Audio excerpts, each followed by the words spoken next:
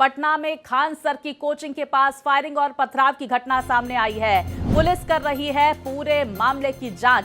तो सीसीटीवी के जरिए हर एंगल से जांच की जा रही है। पुलिस के कई बड़े अधिकारी घटनास्थल पर पहुंचे हुए हैं। तो खान सर ने कहा कि 2 दिन पहले उन्हें धमकी दी गई थी, गार्ड से भी मारपीट की गई है। खान सर की तरफ से आरोप लगाए गए। तो अन्य कोचिंग संचालक मेरी सस्ती फीस और बेहतर रिजल्ट से परेशान है, डराने और धमकाने के इरादे से ये हरकत कर रहे हैं। खान सर की तरफ से ये आरोप लगाए गए हैं। तो देखिए, सिक्योरिटी गार्ड से मारपीट की गई, चारों तरफ से गोलियां चल रही थी। ये सब बगल के कोचिंग वालों ने किया है। उन्हें मेरे कम फीस लेने से परेशानी है। उन्होंने मेरी कोचिंग को 2 दिनों के अंदर उड़ाने की धमकी दी थी। तो अन्य कोचिंग संचालक हमारी कम फीस और अच्छे रिजल्ट से परेशान है। इस तरह के आरोप खान सर की तरफ से लगाए गए हैं। तो हमले के पीछे पास के कोचिंग वालों का हाथ है। अन्य कोचिंग संचालक को लेकर इस तरह के आरोप लगाए गए हैं। खान सर ने आगे कहा कि हमें सुरक्षा की जरूरत है, गरीबों को भी पढ़ने का अधिकार है।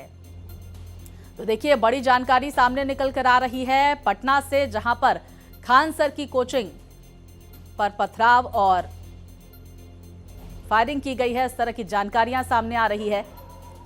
और ये तस्वीरें देखिए, आप अपनी टीवी स्क्रीन पर देख सकते हैं किस तरह से पुलिस के आला अधिकारी मौके पर मौजूद है, पूरे मामले की छानबीन कर रहे हैं, लोगों के बयान दर्ज किए जा रहे हैं। क्लासेज यहाँ ओवर हो गई थी और अभी बिहार पुलिस का रिजल्ट आया तो हज़ारों की संख्या में रिजल्ट हुआ। तो हम सब लोग बच्चों को सम्मानित करके थके हुए थे। लोग सारे लोग आए, कुछ असामाजिक तत्व लगे कि कहें कि कोचिंग उड़ा देंगे 2 दिन के अंदर, और गार्ड को मार के इतना लहूलुहान कर दिए कि अभी वो एडमिट है यहाँ पे। अभी देखिए क्या हो रहा है यहाँ पर, उसके बाद देखते हैं हम लोग यहाँ पे। लेकिन ये एकदम असामाजिक तत्व कोचिंग वाले हैं सब, ये 1-2 ठो यहाँ अभी उसको बयान दिया है, वो अभी हॉस्पिटल में है।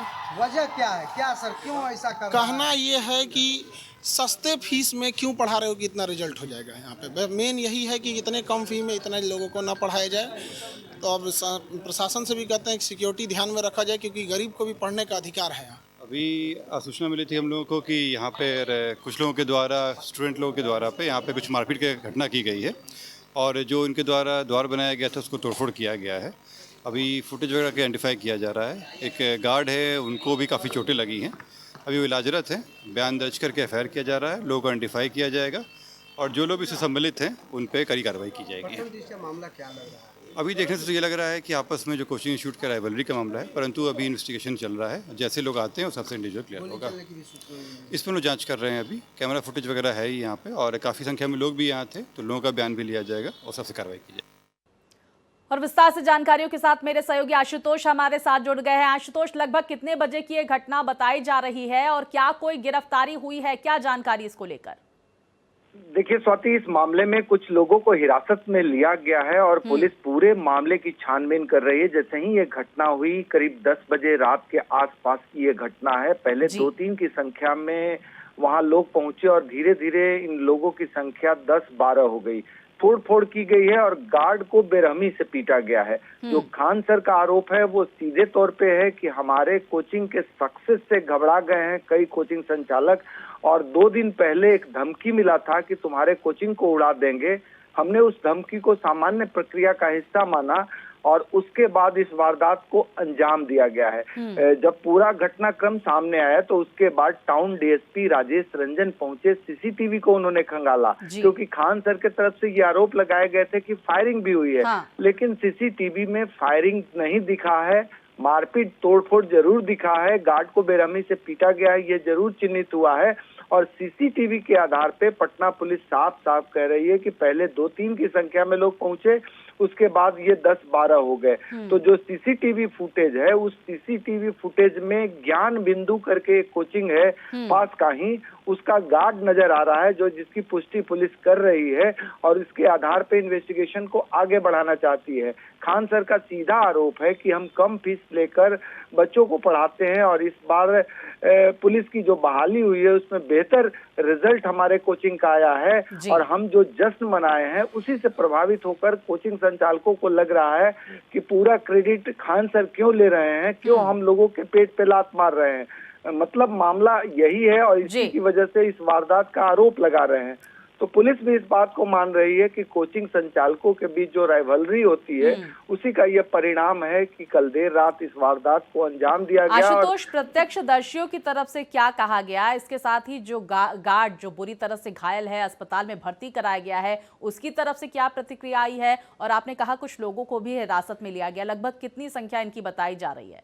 देखिए, कल देर रात तक छापेमारी चलती रही। गार्ड का भी बयान लिया गया है। गार्ड का सर फूटा है और चोटें अधिक है। नतीजतन उसका पीएमसीएच में इलाज चल रहा है। इसके बावजूद पुलिस की एक टीम पीएमसीएच पहुंची थी, गार्ड का बयान ली और गार्ड ने ही पहचाना है। मतलब जो बयान गार्ड के आए हैं उसी के आधार पर पुलिस इन्वेस्टिगेशन को आगे बढ़ाया गया है और 3 लोगों को बीती रात हिरासत में लिया गया था। अभी भी छापेमारी चल रही है, क्योंकि जिस ज्ञान बिंदु कोचिंग का हवाला दिया जा रहा है उसके गार्ड तो सीसीटीवी में नजर आ रहे हैं, लेकिन क्या जो लोग या भीड़ जो पहुंची थी वो कोचिंग से जुड़े थे या बाहरी लोगों का इस्तेमाल किया गया, इस बात की पड़ताल पुलिस कर रही है। पटना के एसएसपी भी साफ तौर पे कह रहे हैं कि खान सर का जो आरोप है उसके आलोक में हम प्रॉपर तरीके से इन्वेस्टिगेट कर रहे हैं और ये सुनिश्चित कर रहे हैं कि सीसीटीवी फुटेज में जिन लोगों की तस्वीरें आई है या जो मारपीट करते हुए, गेट तोड़ते हुए, हंगामा करते हुए, तोड़फोड़ करते हुए नजर आ रहे हैं,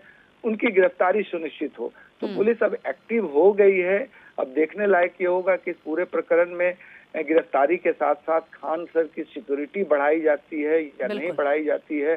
कल मीडिया कर्मियों ने सवाल पूछे थे खान सर को कि इस वारदात के बाद क्या आपको डर लगता है, तो उन्होंने साफ तौर पे कहा कि अगर हमारे दरवाजे पे गोली चलेगी तो डर लगना स्वाभाविक है। तो इस पूरे प्रकरण को कैसे सरकार देख रही है, कैसे जिला प्रशासन देख रहा है, कैसे पुलिस देख रही है, ये आज पता चलेगा। लेकिन इतना तय है कि राइवलरी में ये वारदात हुई है और इस वारदात के बाद पुलिस अपने को सक्रिय बता रही है और साफ तौर पे कह रही है कि इस पूरे मामले की गंभीरता से छानबीन जारी है। बिल्कुल, हम तस्वीरें भी देख पा रहे हैं आशुतोष, बड़ी तादाद में वहां पर पुलिसकर्मियों की मौजूदगी भी है। इस बड़ी खबर पर आप नजर बनाए रखिए। फिलहाल जानकारियों के लिए आपका शुक्रिया।